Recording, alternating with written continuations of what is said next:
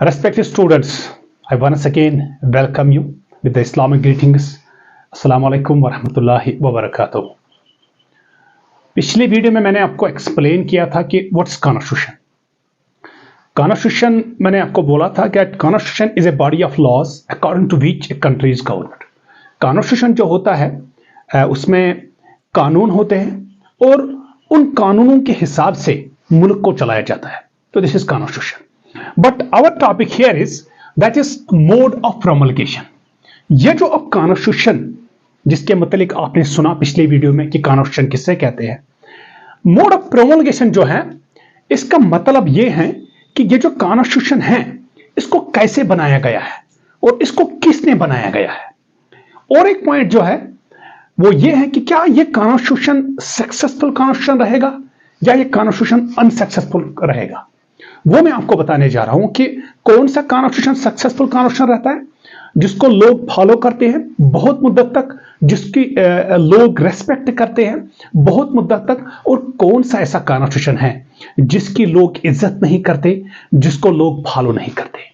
तो ये है मोड ऑफ प्रोमलगेशन। तो फिर से एक बार मैं आपको बताऊं कि mode of promulgation refers to that how a constitution comes into being.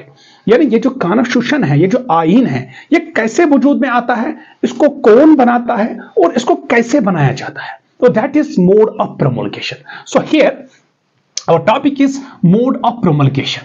Mode of promulgation refers to how a constitution comes into being. यानी ये जो कॉन्स्टिट्यूशन है, मुल्क का जो कॉन्स्टिट्यूशन है, ये कैसे वजूद में आता है, इसको किसने बनाया है, that is known as mode of promulgation. Who crafted the constitution, इसका मतलब है कि इसको किसने बनाया है। In many countries constitutions remain defect because they were crafted by military leaders.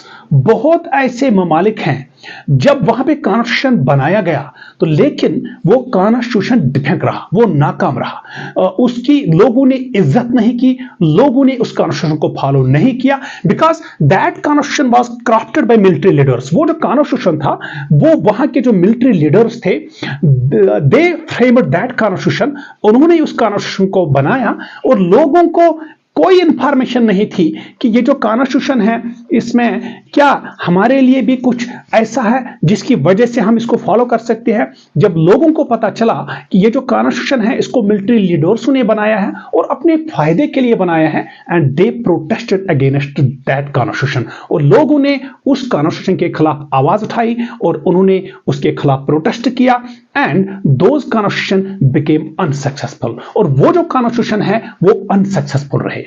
तो मैं आपको समझाने की कोशिश करूंगा एक मिसाल से कि क्यों एक कॉन्स्टिट्यूशन सक्सेसफुल रहता है और क्यों वो दूसरा कॉन्स्टिट्यूशन अनसक्सेसफुल रहता है। तो here I will give an example. For example we will take the example of a village. हम एक गांव की एग्जांपल लेंगे। ये एक विलेज है और आप बाद में यही एग्जांपल मुल्क पर इंप्लीमेंट कर सकते हो कि क्यों कोई कॉन्स्टिट्यूशन अनसक्सेसफुल रहता है। जब हम किसी गांव की एग्जांपल लेंगे, अगर उस गांव के लिए कॉन्स्टिट्यूशन बनाना होगा तो वहां पे जो लोग हैं वो वहां के जो एल्डर्स होंगे उनसे पूछा जाएगा कि आप गांव के लिए एक कॉन्स्टिट्यूशन बनाओ ताकि हम इस गांव को उस कॉन्स्टिट्यूशन के मुताबिक चलाएंगे। तो 5-10 एल्डर्स वहां पे बुजुर्ग जो होंगे उनको सिलेक्ट किया जाएगा कि आप इस गांव के लिए कॉन्स्टिट्यूशन बनाओ। तो फॉर एग्जांपल हम एक टॉपिक लेंगे, हम एक आर्टिकल लेंगे जो वो इस कॉन्स्टिट्यूशन में रखेंगे। फॉर एग्जाम्पल यहां पे गवर्नमेंट बनानी है इस गांव में, लेकिन आपको मालूम है कि that in order to frame a government it is necessary that we have to contest an election. हमें गवर्नमेंट बनाने के लिए इलेक्शन लड़ना पड़ता है। तो जब इन एल्डर्स को, बुजुर्ग को सिलेक्ट किया जाएगा कि आप इस गांव के लिए कॉन्स्टिट्यूशन बनाओ, लेकिन अब वो क्या करेंगे, वो ये कहेंगे कि हमें यहां पे गवर्नमेंट बनानी है अपने गांव में, लेकिन उसके लिए हमें इलेक्शन कंटेस्ट करना है। लेकिन वो इलेक्शन जो है वो कौन कंटेस्ट कर सकता है? ये एल्डर्स अगर ये कहेंगे कि इस गांव में गवर्नमेंट बनाने के लिए हमें इलेक्शन कंटेस्ट करना है, इलेक्शन लड़ना है, लेकिन वो इलेक्शन सिर्फ वो बंदे लड़ सकते हैं जिनके पास वेल्थ होगी, जिनके पास दौलत होगी, और वोट भी वही डाल सकता है जिनके पास वेल्थ होगी, जिनके पास दौलत होगी।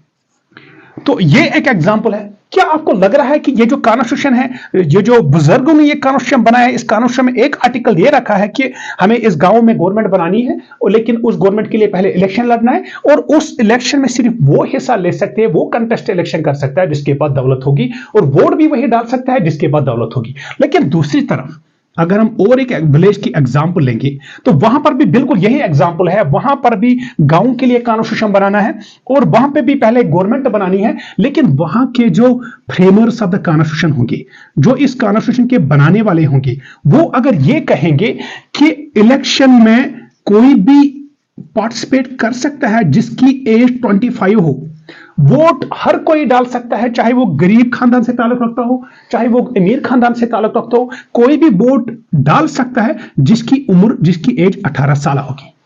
तो क्या आप अंदाजा लगा सकते हो कि क्या ये कॉन्स्टिट्यूशन सक्सेसफुल रहेगा या ये कॉन्स्टिट्यूशन सक्सेसफुल रहेगा? इट इज नेचुरल, मेरे हिसाब से it is natural that it's obvious that this constitution will become a successful constitution.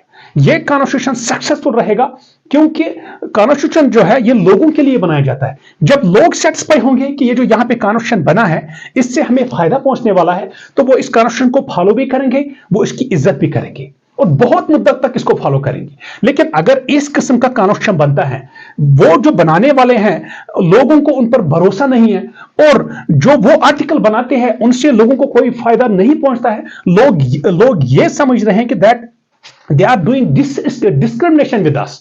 लोग जब ये समझेंगे कि ये जो है कानून बनाने वाले ही हमारे साथ डिस्क्रिमिनेशन कर रहे हैं, तो it is quite natural that people will not accept this constitution, they will protest against this constitution, rather this constitution will be respected and this constitution be followed by the people of that village. तो इसी तरह मुल्क में भी, जब मुल्क में constitution इस तरीके का बनता है, अगर वो कॉन्स्टिट्यूशन बनाने वाले वो होंगे जिन पर लोगों का भरोसा होगा, अगर लोग उन पर भरोसा करते होंगे, तो definitely that constitution will B A successful constitution. अगर वो कॉन्स्टिट्यूशन, अगर उसके फ्रेमर्स बनाने वाले ऐसे बंदे होंगे जिन पर लोगों को कोई भरोसा नहीं होगा, तो that constitution will never be A successful constitution. वो कभी सक्सेसफुल कॉन्स्टिट्यूशन नहीं रह सकता और लोग उस कॉन्स्टिट्यूशन की इज्जत नहीं कर सकते। तो इसीलिए मैं आपसे फिर एक बार एक्सप्लेन करूंगा कि mode of promulgation simply means, mode of promulgation refers to how a constitution comes into being, कि ये जो कॉन्स्टिट्यूशन मुल्क क्या है, ये कैसे वजूद में आता है, हु क्राफ्टेड द कॉन्स्टिट्यूशन, इसको किसने बनाया है, ये बनाने वाले कौन है। In many countries constitution remain defect. बहुत सारे दुनिया में बहुत सारे ऐसे ममालिक है जहां पर कॉन्स्टिट्यूशन जब बनाया गया लेकिन वो कॉन्स्टिट्यूशन अनसक्सेसफुल रहे because they were crafted by military leaders, क्योंकि लोगों ने उसमें शिरकत ही नहीं की, और लोगों को जब पता चला कि इस कॉन्स्टिट्यूशन से हमें कोई फायदा पहुंचने वाला नहीं है, तो वो जो कॉन्स्टिट्यूशन वो डिफेक्ट रहे, वो नाकाम रहे, और लोगों ने उस कॉन्स्टिट्यूशन को एक्सेप्ट नहीं किया। और जब हम हिंदुस्तान की बात करते हैं तो आपको यह याद रखना पड़ेगा कि हिंदुस्तान का जो कॉन्स्टिट्यूशन है ये एक सक्सेसफुल कॉन्स्टिट्यूशन क्यों है, क्योंकि बहुत अरसे से लोग इस कॉन्स्टिट्यूशन की रेस्पेक्ट करते आए हैं, इसको फॉलो करते आए हैं, क्योंकि ये कॉन्स्टिट्यूशन जो है Indian constitution was formally created by the constituent assembly. ये कॉन्स्टिट्यूएंट असेंबली ने बनाया है। जब भी आपको पूछा जाएगा कि ये हिंदुस्तान को जो कॉन्स्टिट्यूशन है किसने बनाया है, your answer must be that Indian constitution was framed by the constituent assembly. और इस कॉन्स्टिट्यूएंट असेंबली में वो बंदे थे, फ्रेमर्स वो थे, इस कॉन्स्टिट्यूशन को बनाने वाले वो थे जिन पर हिंदुस्तान के लोगों को भरोसा था।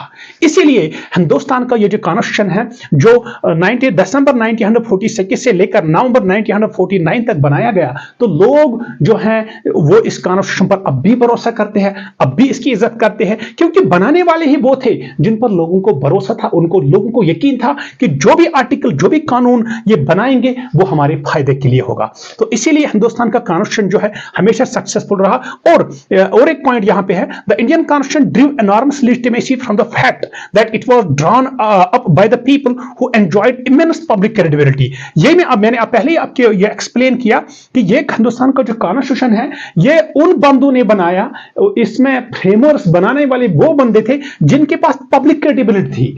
पब्लिक क्रेडिबिलिटी का मतलब ये है, पब्लिक क्रेडिबिलिटी का मतलब ये है कि जिन पर लोगों को भरोसा था। इसीलिए हिंदुस्तान का constitution it is settles A successful constitution and people follow this constitution and people respect this Indian constitution. और दो यहां पे दो टर्म्स है जिनको आपको समझना बहुत जरूरी है। One thing is aggrandisement. अगर ये कॉन्स्टिट्यूशन अपने फायदे के लिए बनाता है कोई, जो भी बनाने वाले होंगे, if they frame this constitution for their own betterment, अगर वो अपने फायदे के लिए इस कॉन्स्टिट्यूशन को बनाते हैं तो उसको बोलते हैं एग्रेंडाइजमेंट। अगर उन्होंने ऑन द बेसिस ऑफ एग्रेंडाइजमेंट इस कॉन्स्टिट्यूशन को बनाया तो आपको समझना पड़ेगा कि ये जो कॉन्स्टिट्यूशन है it will never be A successful constitution, ये कभी सक्सेसफुल कॉन्स्टिट्यूशन नहीं रहेगा।